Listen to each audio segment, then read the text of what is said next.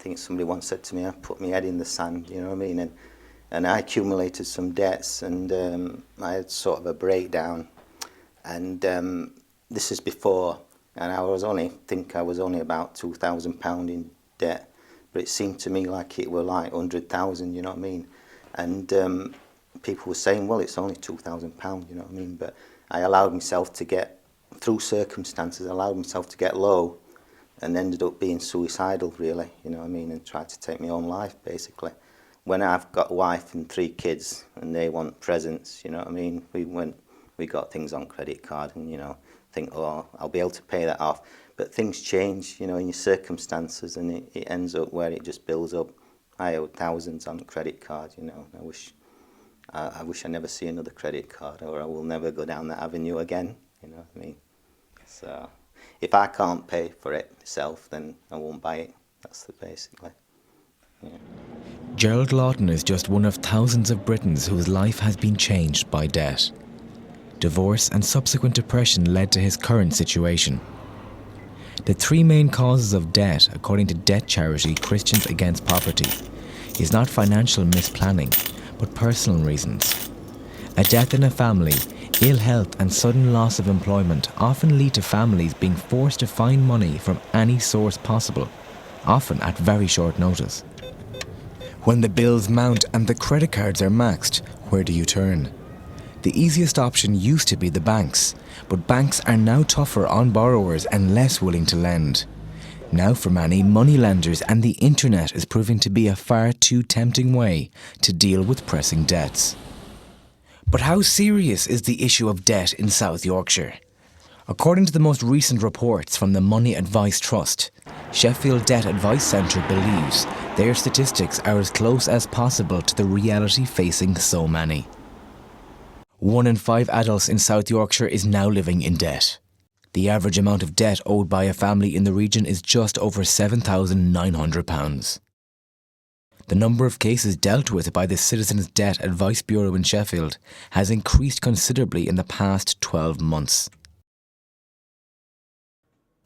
Steve Wilcox has dealt directly with some of the worst and most upsetting cases and feels debt advice is key to stopping the rising level of debts owed in the area. There's a bewildering array of organisations that purport to help people with debt problems. So it's understandable that when people want advice, they can be quite confused as to who they get that from.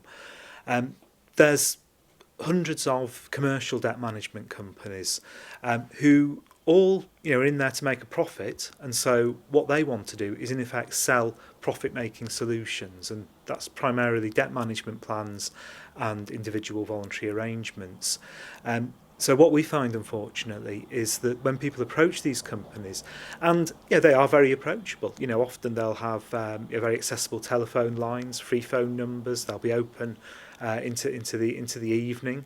So it is easy to contact them, but the advice that's being given isn't full advice. It's not impartial advice. It's really advice that's designed to entice people into the profit-making remedies that these companies want to sell. They want to make money. But a major issue affecting those who need advice and debt support urgently is that free advice often comes with a waiting time. Over the past 4 years, private debt advice and loan sharks have set up stall across the UK, but many are not legitimate or qualified. Dozens of these private debt advisors and loan dealers have been shut down by the Office of Fair Trading in the past 12 months. However, Sharon Conlon has worked in the area of private debt advice for over 20 years and feels free advice and free debt management plans can only bring a debt sufferer so far. Yeah, the sad thing is people need advice. They need help. The free forms of help can only go so far. They can't actually physically go in and help them. So there is a role for people like me, but it has to be an ethical role. And yes, unfortunately, there are a lot of sharks in this industry. Yeah, I would agree with that, and that does irritate me, yeah.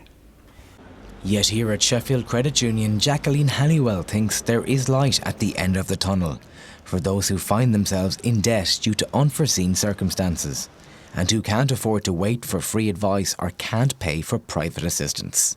Many people don't want to know about the money. They don't want to have to handle it in the first place. It's not always that they're having difficulty. Sometimes they actually don't want to know about it.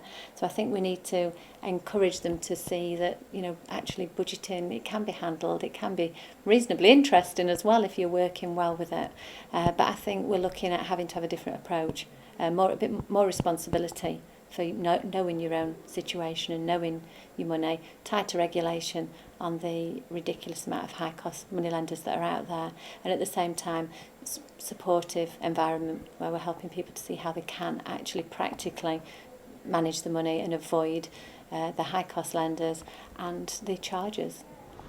For Gerald, living with debt is something he has had to come to accept, and feels that while lenders and private advisors are partly to blame for his current situation, often the reasons are out of the victim's hands.